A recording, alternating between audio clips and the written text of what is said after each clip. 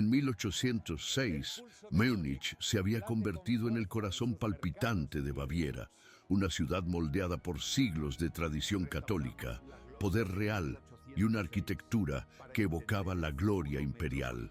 Las torres de sus iglesias marcaban el horizonte, mientras que palacios y residencias aristocráticas definían las calles que irradiaban desde el centro histórico. En pocos años, esta ciudad presenciaría las transformaciones napoleónicas que redefinirían toda Europa Central. En este video, utilizo herramientas modernas de inteligencia artificial para dar vida a pinturas, mapas y grabados históricos, cambiando las perspectivas, alterando los ángulos de cámara y recorriendo estas escenas de formas que sus artistas originales jamás imaginaron. El objetivo no es solo observar el pasado, sino adentrarse en él, recorrer Múnich tal como era e imaginar cómo sería estar aquí, desde el barroco hasta la víspera de las guerras napoleónicas. Y si lo ve hasta el final, compararemos estos mismos lugares con su aspecto actual para ver cómo ha cambiado el tiempo y qué aún permanece. Antes de llegar a Múnich, en 1806, conviene comprender cómo comenzó esta historia. Este grabado muestra la ciudad a finales del siglo XVII, aún con las huellas de la reconstrucción posbélica de la Guerra de los 30 años. Las murallas medievales aún definían sus contornos, mientras que las torres de las iglesias ya anunciaban la devoción católica que caracterizaría a la ciudad durante siglos. En aquella época, Múnich comenzaba a emerger como un centro artístico e intelectual bajo el dominio de los electores de Baviera.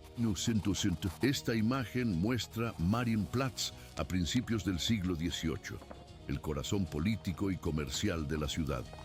El antiguo ayuntamiento gótico dominaba la plaza, donde comerciantes, artesanos y nobles se reunían a diario.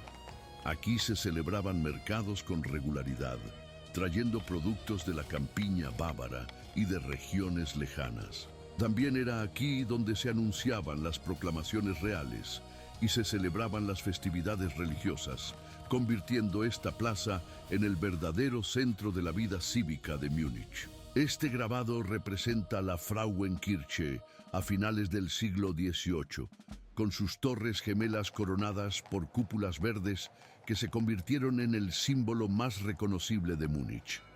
Construida a finales del siglo XV, esta catedral gótica sirvió no solo como centro religioso, sino también como un punto de referencia visual visible a kilómetros de distancia.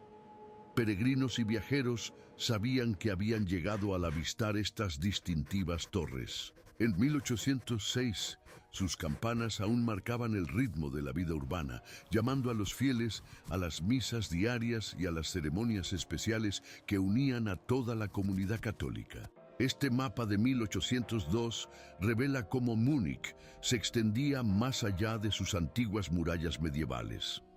Surgieron nuevos barrios al norte y al sur del centro histórico, conectados por carreteras que conducían a otras ciudades bávaras. El río Isar atravesaba el paisaje urbano, abasteciendo de agua a cervecerías, molinos y viviendas. Puentes de piedra y madera conectaban ambas orillas, permitiendo a comerciantes y artesanos transportar mercancías entre los diferentes distritos de la ciudad. Esta es la Residenz, el complejo palaciego que sirvió como sede del poder bávaro desde el siglo XIV. En 1806 fue aquí donde el elector Maximiliano José tomó las decisiones que moldearon no solo Múnich, sino toda la región. El palacio había crecido a lo largo de los siglos y cada gobernante añadía nuevas salas, patios y jardines que reflejaban los estilos arquitectónicos de su época. Era un laberinto de poder donde los diplomáticos europeos negociaban, donde los artistas encontraban mecenas y donde la alta sociedad bávara se reunía para eventos que definían la vida cultural de la ciudad. Esta pintura representa el Hofgarten a principios del siglo XIX. los jardines palaciegos donde la nobleza muniqueña pasaba tardes enteras paseando por avenidas de trazado geométrico. Creados al estilo renacentista italiano, estos jardines representaban un oasis de orden y belleza en el centro de la ciudad. Los pabellones octogonales proporcionaban sombra para conversaciones discretas, mientras que las fuentes ornamentales creaban una atmósfera de tranquilidad que contrastaba con el bullicio de las calles adyacentes. Era aquí donde los asuntos políticos se llevaban a cabo de forma informal, lejos de las miradas indiscretas que poblaban los salones oficiales de la residencia. Este grabado representa la Theatinerkirche, una de las iglesias barrocas más impresionantes de la ciudad. Construida en el siglo XVII para celebrar el nacimiento de un heredero bávaro, su fachada amarilla y sus torres gemelas representaban la alianza entre el poder temporal y el espiritual que definía la Múnich católica. En el siglo XVIII, esta iglesia seguía siendo el lugar predilecto para bodas aristocráticas y ceremonias oficiales que conectaban la casa real con la iglesia católica. Su interior, ricamente decorado, era un testimonio de una fe expresada a través del arte y la grandiosa arquitectura. De regreso a la época napoleónica, merece la pena hacer una breve parada en Sendlinger Tor, una de las antiguas puertas de la ciudad. Esta torre medieval fue reconstruida y fortificada varias veces, sirviendo como punto de control para los comerciantes que entraban a la ciudad desde el sur. En 1806, aún funcionaba como puesto de recaudación de impuestos e inspección de mercancías, aunque su función militar había disminuido con la expansión urbana. Los guardias controlaban las carretas cargadas de sal, grano y productos manufacturados que impulsaban la economía urbana. Esta imagen muestra el Viktualienmarkt a principios del siglo XIX, el mercado central donde se desarrollaba la vida cotidiana de Múnich.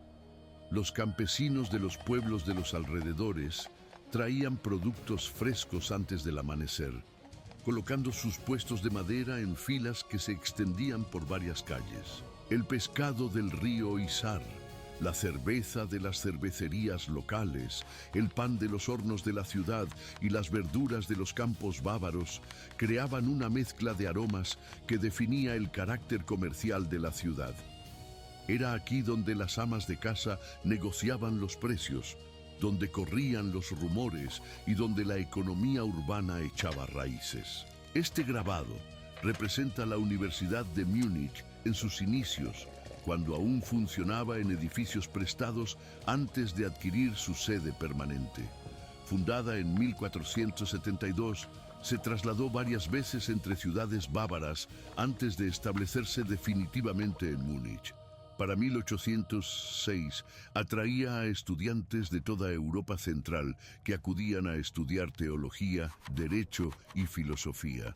Profesores de renombre impartían clases de latín a jóvenes que posteriormente ocuparían puestos importantes en la administración bávara, la Iglesia y las Cortes europeas. Esta escena representa una de las cervecerías urbanas que ya empezaban a definir la identidad cultural de Múnich.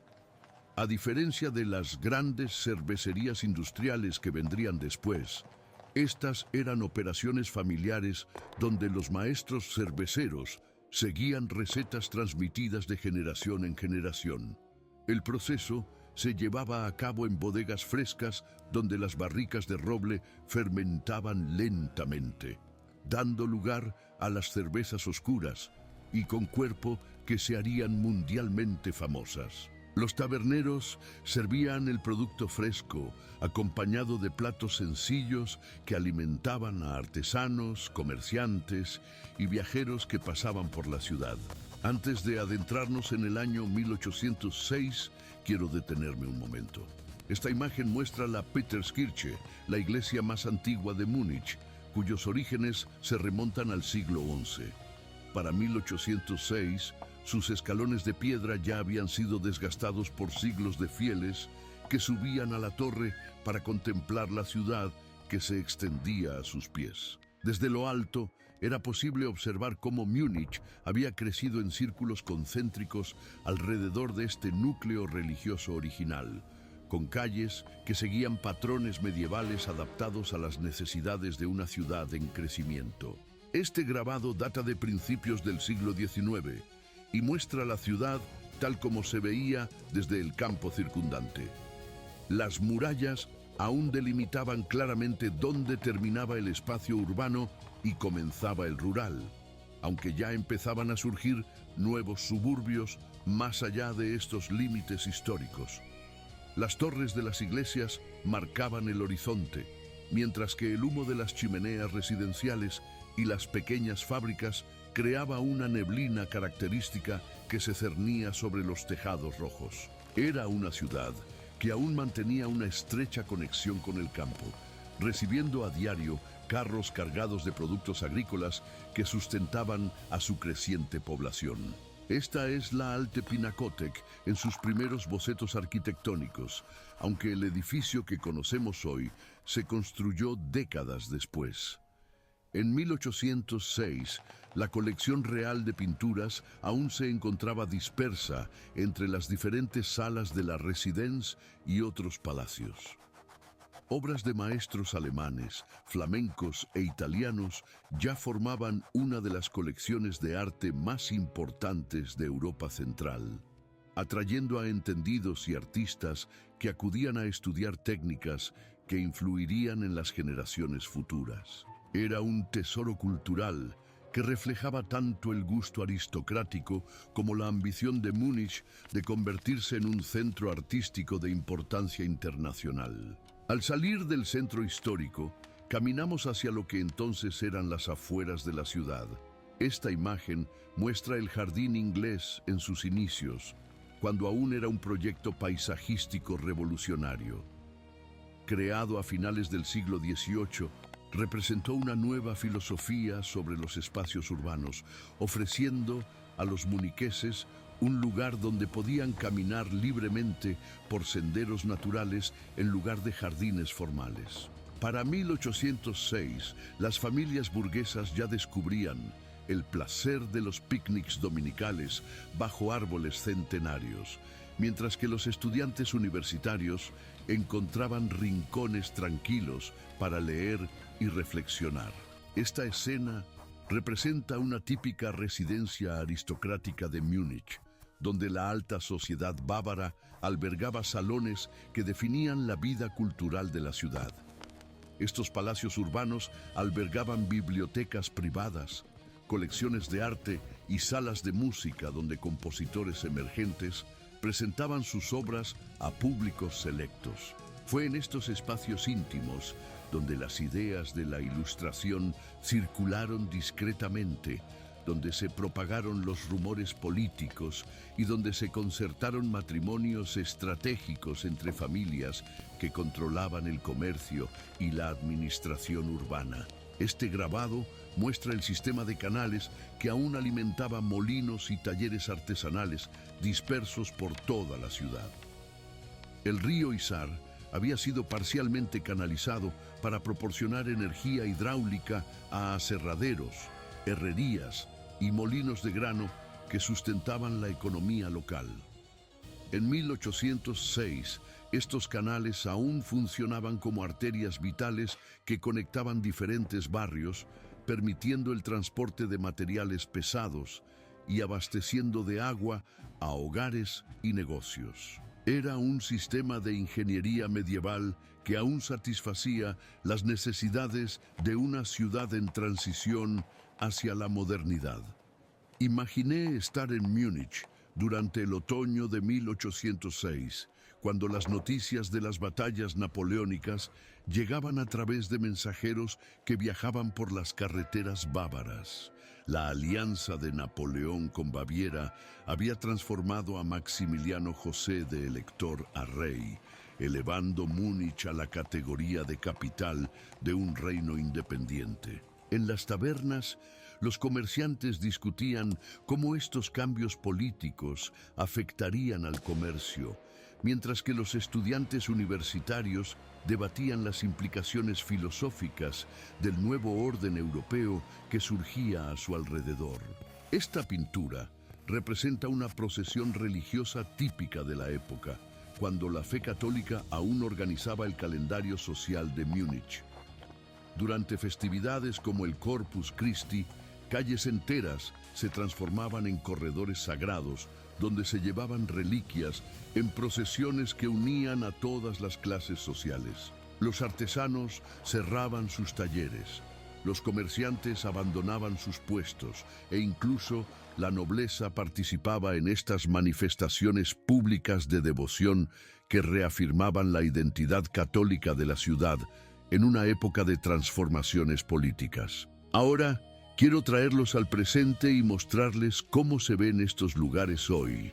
Gracias por estar aquí. Y si tienen ideas o peticiones para futuras ciudades, por favor, compártanlas en los comentarios. Comencemos. Este grabado muestra Marienplatz a principios del siglo XIX, con su antiguo ayuntamiento gótico dominando la plaza.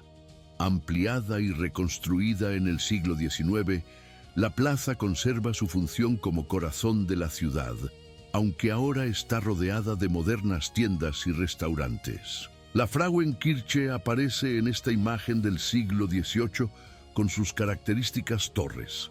Dañada durante la Segunda Guerra Mundial, fue cuidadosamente restaurada y aún define el horizonte de Múnich. La Residenz se muestra aquí en su configuración histórica.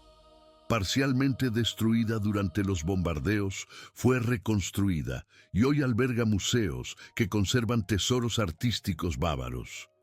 El Englischer Garten aparece en este grabado en sus primeros años. Ampliado varias veces, se ha convertido en uno de los parques urbanos más grandes del mundo, manteniendo el espíritu de naturaleza accesible que definió su creación original. Agradezco mucho su atención. Sus ideas, sugerencias y comentarios constructivos influyen en el futuro. No duden en dejar un comentario abajo. Hasta la próxima.